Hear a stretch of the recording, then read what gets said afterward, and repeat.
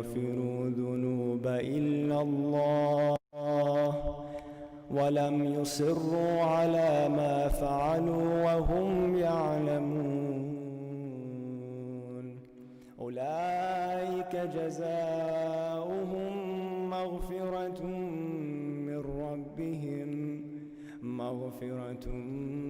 من ربهم وجنة تجري من تحتها الأنهار خالدين فيها ونعم أجر العاملين قد خلت من قبلكم سنن فسيروا في الأرض فانظروا كيف كان عاقبة المكذبين هذا بيان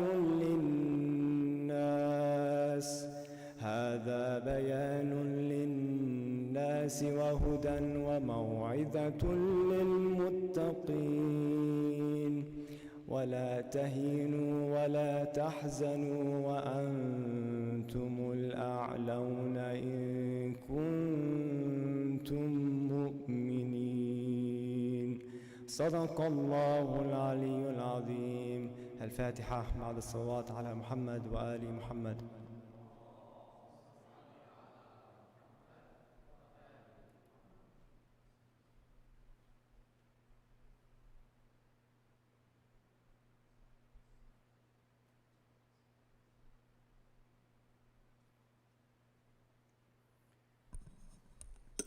Assalamu alaikum, brothers, sisters.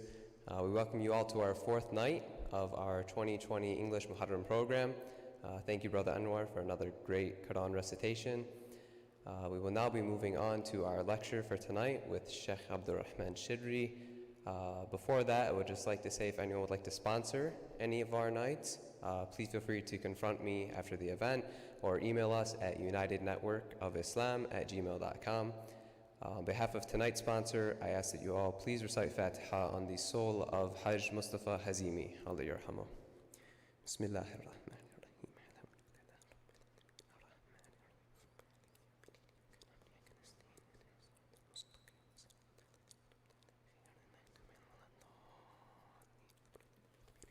Thank you all. Tonight's topic, Sheikh Shibri will be talking about anger.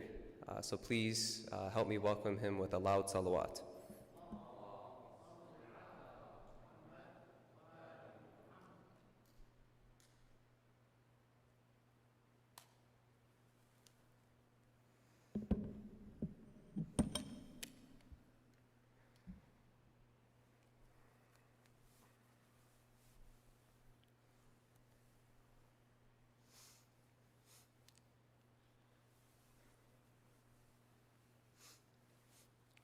أعوذ بالله من الشيطان الرجيم. بسم الله الرحمن الرحيم. الحمد لله رب العالمين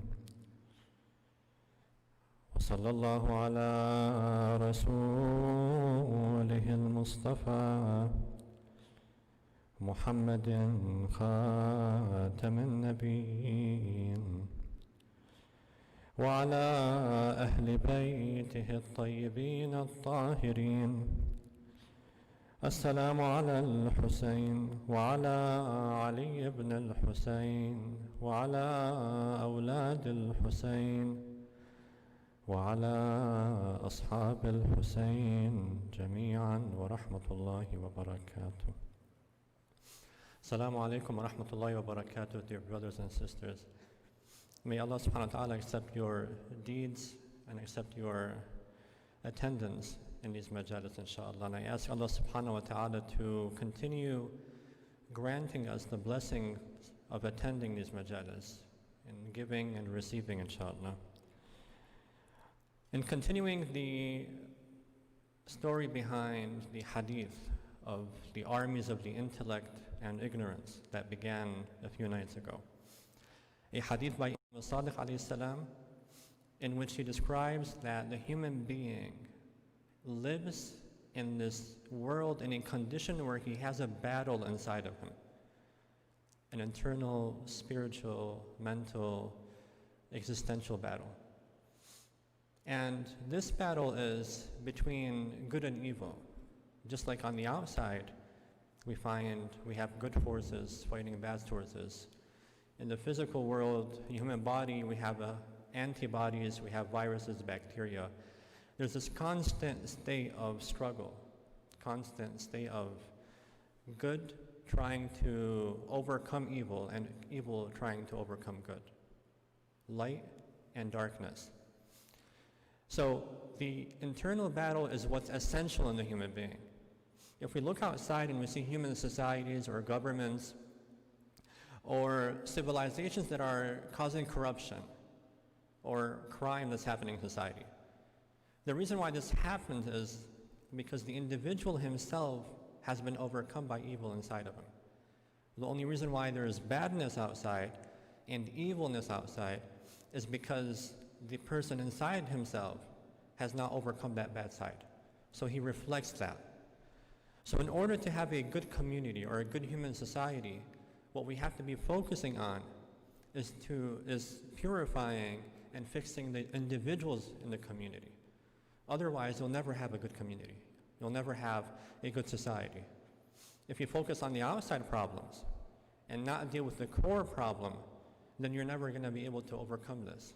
So the focus has to be on the human being through education, through reminding, through programs that would help individuals have a healthy childhood, healthy life, grow up in a healthy way. If they're healthy on the inside, they'll be healthy on the outside, and they'll be able to spread their love and spread their care, compassion, and whatnot in society. So this is why the Prophet ﷺ, after coming from a battle, and when you talk about a battle, you're talking about losing your life. Nothing could be imagined worse for a human being than losing his life. You go into battle and you think that this is the utmost responsibility that you can have, and the best achievement that you can have is that you participated in a battle, right? They come from the battle, and the Prophet ﷺ had a sentence ready for them, because he wanted the people to know that it's true that in this battle you've become victorious. You've defeated your enemy. But I don't want you to be too happy about that, because you might have overcome them in a physical battle on the outside. But there's a battle inside of you that you have to defeat and conquer and be victorious in, which is more important than this on the outside. The reason why I came as a messenger was to fix that. The outside is just a symptom. It's not the actual problem. And that's why he told them that you came back from Jihadul Akbar to from Jihadul Asghar to Jihadul Akbar. You came back from the minor struggle to the greater struggle. The minor struggle was this battle that you had on the outside. They asked him, وَمَا هُوَ الْجِهَادُ الْأَكْبَرِ يَا رَسُولَ اللَّهِ? And they're surprised. Like, all of this that we just did right now, we've been fighting and whatnot, and you're telling us that this was the minor struggle? Well, what is the greater struggle? What's greater than this? He said, Jihadul Nafs, the struggle on the inside of yourself. It would be much more difficult to defeat and conquer your inner enemy than it is on the outside. On the outside, you can just strike a blow and your enemy's gone. But on the inside, it's not as simple. You can't just punch your vices. You can't just get rid of them like that. It really requires struggle and strength. And this is why a lot of people nowadays especially are talking about mental health and talking about depression and talking about a lot of problems. It's a very difficult issue. If you have a problem on the outside with another country or society, you're able to do a peace treaty. You can resolve it in many different ways that are not so difficult. But internal issues, mental health issues, spiritual ailments, these are difficult to deal with. These require a lot of insight, a lot of studies, a lot of understanding of the human being and human psychology in order to know why humans are suffering from these. So the Imam here gives us remedies. And yesterday, we spoke about mercy as being one of the armies of intellect. A person who has mercy in his heart, who has this quality of being merciful towards other people lives a much healthier mental and spiritual life. A person who is forgiving of other people doesn't hold grudges. You hold a grudge, as long as it's in there, you're going to be suffering. Just let go of it. Not to the point of having people step over you, but in general, it's better to be merciful than it is to be someone who is angry and having hate towards other people in his heart. In one of our ziyaras to Imam Hussein alayhi salam, we describe him as Ya Rahmatullahi al-Wasi'a, the vast mercy of God. Our Imams have been described as merciful individuals. And they've told us to be merciful if we want God to have mercy on us. You know, when it comes to our right, we're always more conservative, right? We commit a sin, and we tell God, God, please don't punish me with that sin. Forgive me. You're forgiving. You're merciful. You're a wonderful God. Please don't punish me like this. Because if you deal with me with your justice, then I'm going to be punished. So I'm asking you, don't use your justice against me. Use your mercy with me. But when something is done to us, somebody hurts us or somebody, harms us, we're not ready to let go of that. We say, no, this is against justice.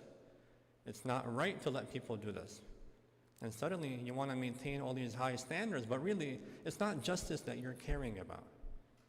It's this ego that you want to feed. It's this pride that's been stepped on, and you want to maintain that pride, and you don't allow anybody to step on it. And this is a spiritual element. And that thing remains in the individual. Retaliation is a very, very bad thing in human beings for the most part. A person can keep something inside of himself for a year, 2, 3, and he'll never forget it until he retaliates. But throughout this whole time, this retaliation, this feeling for retaliation inside of a human being is burning him in the inside. It's harming him.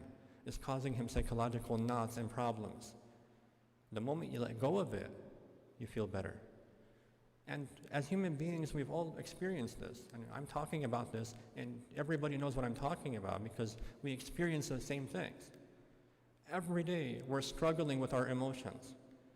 How do we wake up in the day, go throughout the day, without, suffering throughout that day emotionally?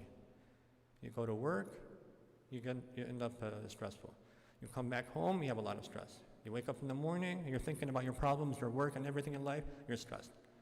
So when is the time where a human being is able to settle down and not have the stress? Why are people stressing out from everything? Well, it's because they don't have these spiritual virtues inside of them. The spiritual virtues that the Imam talks about are supposed to lead an individual to a stress-free life, to be able to let go of internal knots in his spirit, and therefore live a life free of these problems. When we come to the issue of anger, I want to quote a hadith to you by Imam al-Sadiq alayhi salam. Imam al-Sadiq says that anger is the key that opens the door to all kinds of vices. So the 75 vices that Imam talks about in this hadith, and the 75 virtues, the key to opening all these vices is anger. The moment a person becomes angry and starts acting based on his anger, he will start seeing all the other vices reflecting inside of him. He's angry, he becomes hateful, he becomes vengeful, he wants to retaliate, he wants to hurt other people, he lies, and so on and so forth. Once you're angry, you lose your ability to control yourself. Every decision you make, every act you do, is most likely the wrong decision and the wrong act. So a lot of our problems might be stemming from our anger issues, the things that we're dealing with in life. Driving is a simple example. Somebody cuts in front of you, somebody passes by. It's just a metal thing that's going in front of you. Why does a human being go crazy over this? Why does a human being react like an animal in a sense when a vehicle cuts in front of him? Okay, he cut in front of me, what's the big deal? But it's difficult. It's easy to say, right? But just to let go of that feeling, like, oh, I can't let him do that. I got to go confront him. And if you look at it, it's insanity. It doesn't make any sense. If you're observing it from the outside, let's say an alien came and he's observing human beings, and he just sees these metal things, cutting in front of each other. It doesn't have anything, it doesn't make any sense. It's insanity. And that's why in another hadith, the Imam says that anger, ضَرْبٌ مِنَ الْجُنُونِ, it's a part of insanity. If you become angry, you become an insane individual. If you record yourself when you're angry and see what you're doing, you'd be ashamed of yourself. I probably don't want to watch myself when I'm angry. It's embarrassing, the things that we do. Yet we do it, and we don't do it rarely. Almost every single day, every one of us has his anger moments. And from anger, that fire that builds inside of you, that tension, for it to cool down. In another hadith, the Imam describes anger as an internal fire, and it causes heat. When you put out a fire, the heat stays there, right? It doesn't just go out and it's cold now. No. Anger is not a state that comes in and goes out without any repercussion or without any continuation.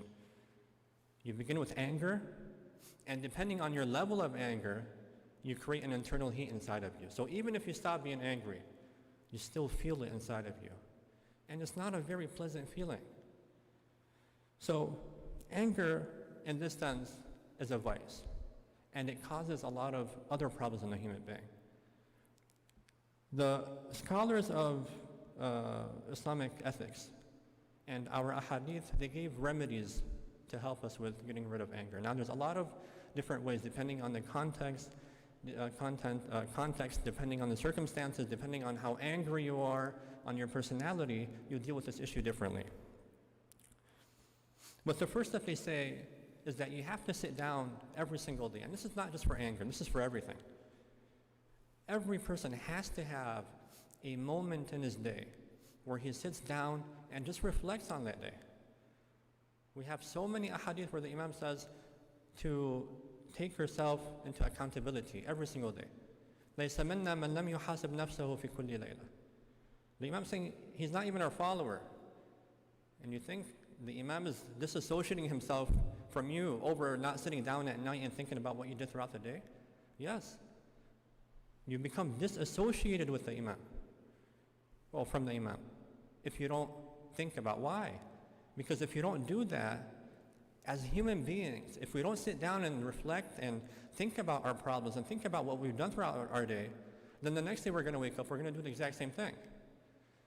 And because of the human nature, the more we do something, the more difficult it is to get rid of it. So if you've been an angry person for 3 years, it's very different than developing an anger problem within the past week. And if you've been angry for 40 years, that's part of your personality now. How do you get rid of that? It's possible, but it's much, much, much more difficult. So because of the human state, the Imam is saying it's so important that you reflect on yourself every single day and every single night, because if you don't, then you're going to become someone who is evil by nature and someone that we don't want to have as part of our followers. You're not going to make us proud. You're going to make us look bad in front of other people. So the first method is to sit down every day. Think throughout your day, just for 5 minutes. We waste our time like no tomorrow. We sit down, we do the most ridiculous things in our lives, in our daytime. But sit down for 5 minutes, think about your day. Who did you talk to? What are the things that you think you did wrong in your day? What are the things that you think you could improve upon? So did you fight with anybody? Think about what the problem was. Was your reaction a good reaction or no? So a lot of people, especially in this pandemic, are resorting to, meditation, contemplation, and these things because they help. There's a lot of people attracted to this stuff. Why? What's so exciting about sitting down with certain poses and breathing? And, there's nothing, look at it on the outside, it's not really anything exciting. Then why are so many people doing this? Why are so many people attracted to this? Because it helps to sit down, clear your mind, focus on your breathing, focus on your thoughts. Anything negative inside of you, try to remove, and try instilling positivity in yourself. So this is one thing that the Imams recommend every day for all remedies. The second thing is that when you're angry at someone and you're in the middle of a dispute, you should immediately stop yourself and get away from the situation until you calm down, you cool down, and then you might talk to that individual. Because if you're angry, there's no way on earth you're going to be saying something nice to that individual. And there's no way you're going to be fixing the problem. It just doesn't work. When you're angry, you say the most ridiculous things. And all you do, the more you talk, the more you make it worse. So it's best just to cut it off, move away, calm yourself down, figure out what happened, and then whenever you're ready, you go back and talk to that individual. But if you think that with anger you're going to solve any problem, that's not correct. It's never worked, and it'll never work. And the person that you're angry at, the more you're angry at them, the more they're going to have this negative attitude towards you. It just doesn't work. It's never worked for thousands of years. I don't know why we keep doing it as human beings. It's like we know since Adam until now, I have stories throughout different civilizations, whether it was Chinese civilization, Greek civilization, they're all talking about this anger issue. Look at Greek philosophy. Seneca has a whole book on anger. And this was thousands of years ago. And you would think we would have gotten rid of that problem by now as human beings. It's still the same thing. Somebody bothers you, you get angry at. And then fights happen, wars happen. There's a lot of wars that happen because one person got angry at another person. One person, not like a civilization or a group. Two people fought, civilization gone. Why? Because he was angry at him. It's crazy, unbelievable. So that's another issue. Another thing is never try to advise someone who's angry. I don't know if you guys have tried that, but it doesn't really work, does it? When they're angry, don't try to tell them, hey, you shouldn't be doing that. It's not good. It's going to become worse. If they're doing something wrong while they're angry, leave them. Let them finish what they're doing, unless it's killing someone or something, then you shouldn't let them finish what they're doing. If it's harming someone else, then you shouldn't. But advising them and trying to be Mr. Guru or Mr. Gandhi or something when you're dealing with this individual, that's not right. Even your spouse, your children, your friends. When they're angry, leave them. Let them get the anger out. And we have a hadith that the Imam says this. When you're advising someone, don't advise them when they're angry. It won't help. And in fact, they might even despise the advice that you're giving them. They'll have a negative reaction to it because you've associated the advice with their anger. So every time they think about it, they're going to have this negative reaction to it. This is rebellion. They don't want to do it.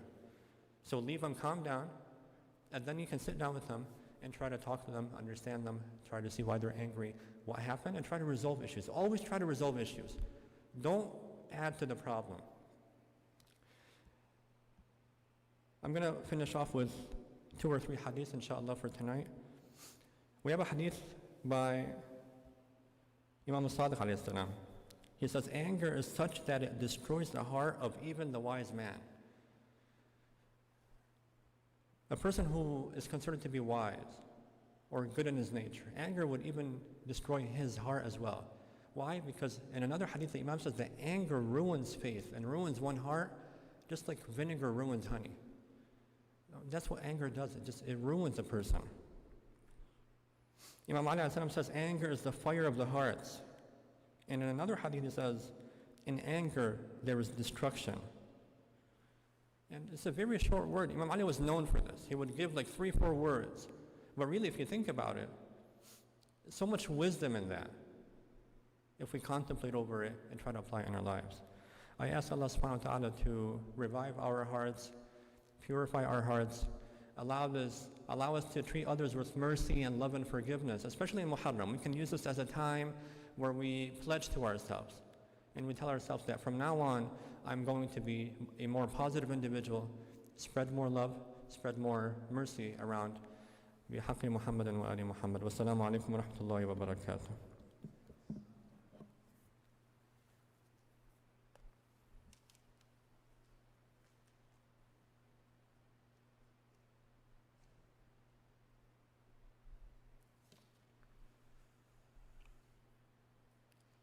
صلوا على محمد وآل محمد.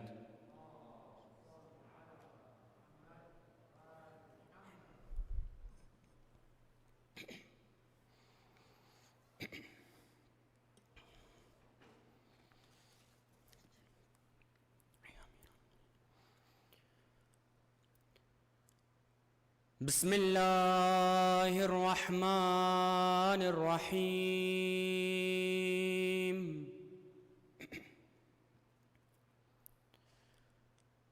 صلى الله عليك يا رسول الله.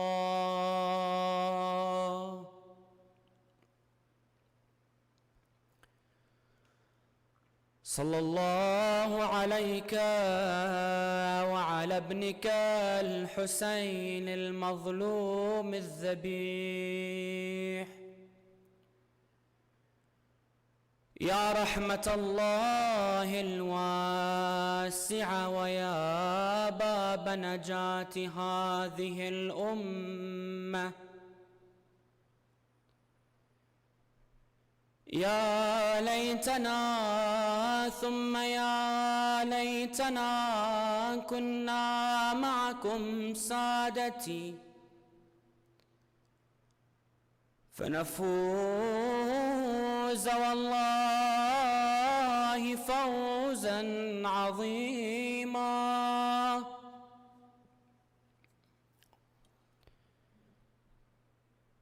يقول الشاعر دعبل الخزاعي: بكيت لرسم الدار من عرفاتي،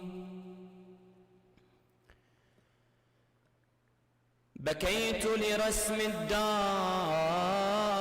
من عرفاتي، وأذريت دمع العين بالعبرات.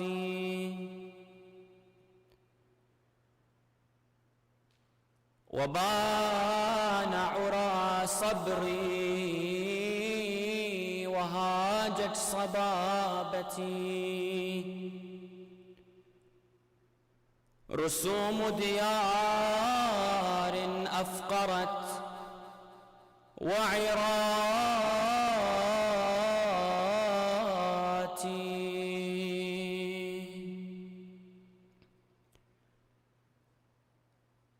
أفاطم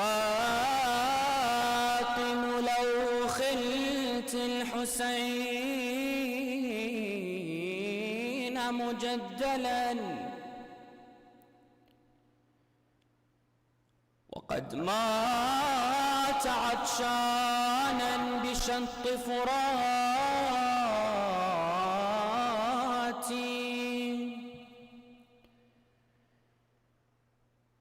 إذا للطمت الخد فاطم عنده وأجريت دمع العين في الوجنات.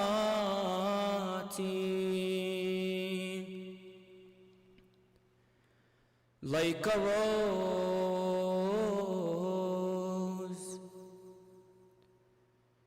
like a rose I'll only grow to wither, like a rose I'll only grow to wither, without the life that you give me, Father. As the time came for Imam al-Hussein alayhi salam to make his journey from the city of Medina towards the city of Mecca in a caravan that would never return home as it reached the land of Karbala, the Imam asked from all of his accompanying male family members to prepare the camels for the women of their families.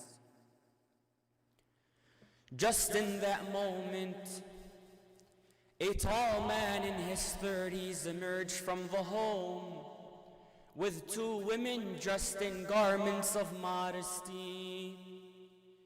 The young man asked all present to make way as he humbled himself before the two women who accompanied him and began to aid them in their ride.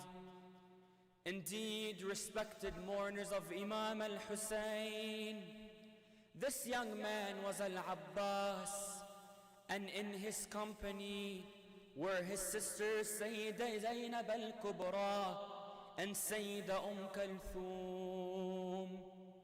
One by one, the sons of the Ahlul Bayt appeared with their mothers, sisters, wives, and daughters. Imam al-Hussein alayhi salam rode out towards the end of the quarters until suddenly a young girl began to run behind him calling out, "Father, O Hussein! Father, O Hussein! Abatahu ya Hussein! Please give me a second, please give me a second." Imam al-Hussein looked back. He seen his young daughter Fatima al-Alila running towards him. This young girl was to be kept with Salama, the Prophet's wife, and al-Baneen, Imam Ali alayhi salam's wife, because she was ill and too weak to travel. Imam al-Hussein rushed towards her on his feet and embraced her between his two arms. He told her, "My daughter Fatima, didn't I enjoin you to stay in Medina? My respected brothers and sisters." What did she answer him with? She said, "Father, Father, Father, when I went back to the rooms, I found them all empty without you.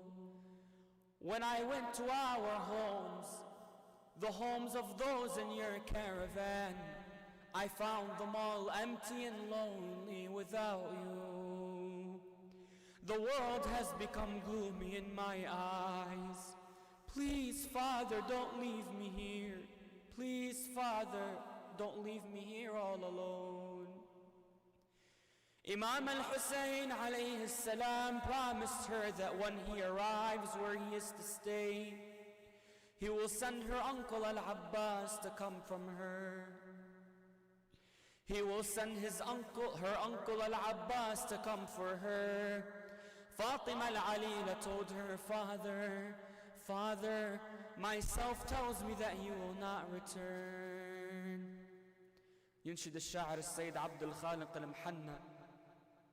He pictures this setting, him and the poet Nuri Sardar, as if Fatima al-Alila is speaking to Imam al-Hussein at this time. لا ترد ما ظل أثر كل شي انتهى بسفركم لا ترد مات الورد من انقطاع خبركم لا ترد ما ظل أثر كل شي انتهى بسفركم لا ترد مات الورد من انقطاع خبركم كتبتي على داره دمعة انتظارك كتبتي على داره دمعة انتظارك Father, go to Mecca and no further. Father, go to Mecca and no further. Don't go to Karbala and say no further. Father, go to Mecca and no further. Don't go to Karbala and say no further. I'm scared Karbala will leave me with no father. I'm scared Karbala will leave me with no father. And I'm scared it will leave me an orphan daughter. Yes, she waited day and night for the Ahl al-Bayt to return, but with no return. She would wait with Salama and al-Baneen as they looked into a jar with dust from Karbala. the angel Gabriel had given to Prophet Muhammad. This was one of the signs of the martyrdom of Imam al-Hussein. Months would pass as Imam al-Hussein would be cut off from nearing the city of Kufa as he traveled there from Mecca, because Yazid's governor threatened to kill the Imam in the sanctuary of the Kaaba, even during Hajj. And so with no option given but to either bend to Yazid's falsehood and lose Islam, or to be martyred and save it, the Imam set up his tents in the nearby land of Karbala. When he would reach that land, a guide would tell the Imam the names of that land one by one. Nainawa, Al-Ghadriyat, Al-Tufuf. And among its names was that which was derived from the words karb, calamity, and bala, tribulation. It is there that he set his tents, had access to water for 3 days, and would even provide water to the enemy's horses before his. Until, my respected brothers and sisters, the day came when the dust from Karbala with Salama, al-Banin, and Fatima al-Alila would turn to blood. Tragedy after tragedy followed. The Ahlul Bayt, Zainab, Kulthum, Ruqayya, Khawla, were beaten, whipped, and in captivity for 40 days. Over 6 months of loneliness had passed until the day when a crier by the name of Bishr would rush into the city of Medina, bringing news of the return of the orphan family of Imam al-Hussein.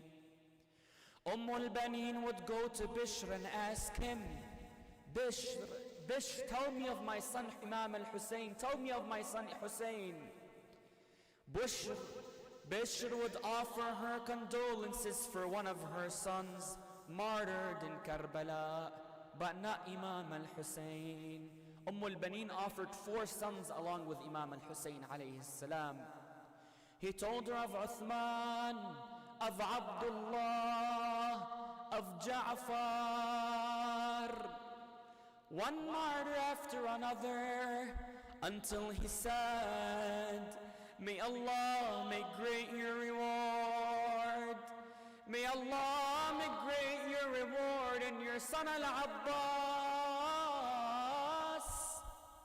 When she heard that Al-Abbas had been killed, her entire being fell. A narration mentions that she was holding Al-Abbas's young child with her. The young child fell from her arms. And yet, my respected brothers and sisters, even in that state, she would say, but my son Hussein, tell me of my son Hussein.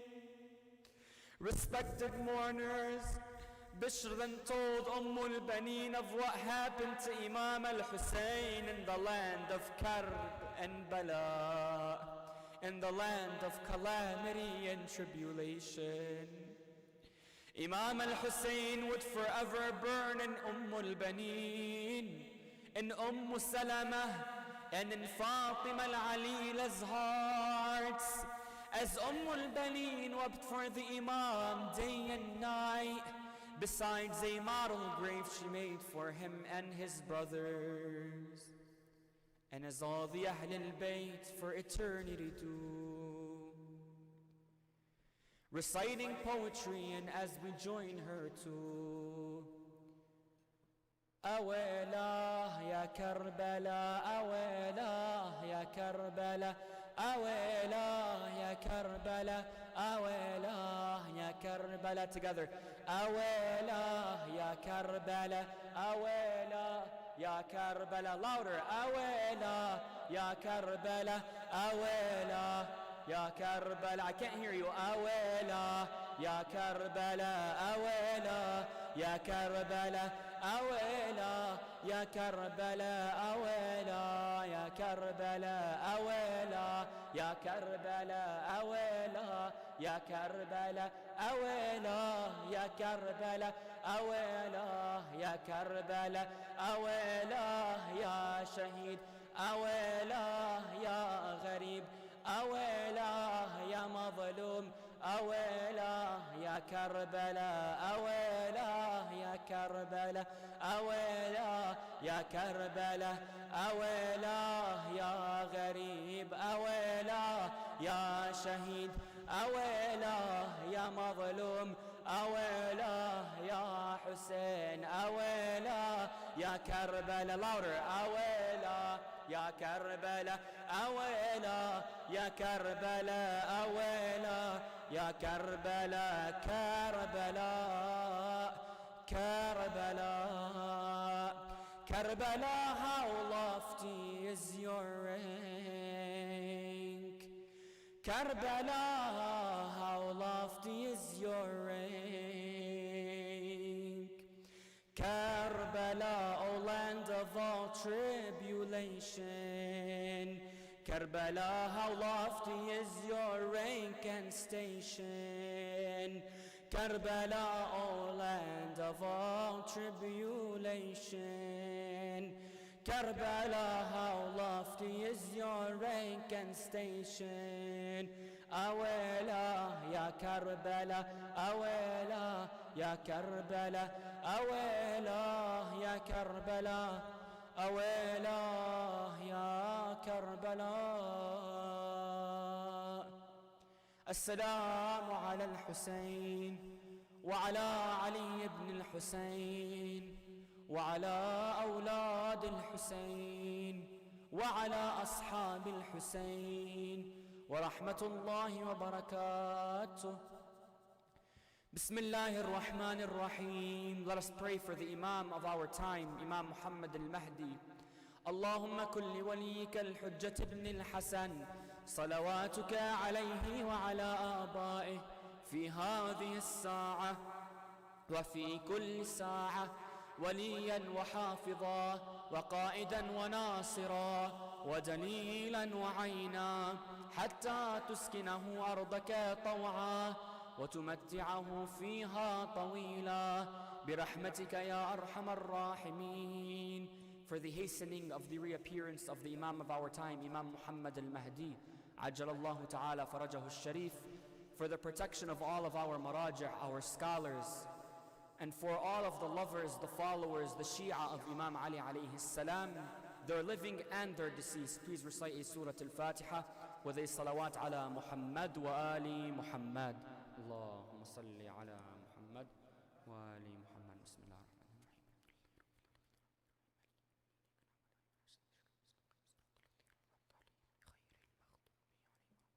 Wassalamu alaikum wa rahmatullahi wa barakatuh.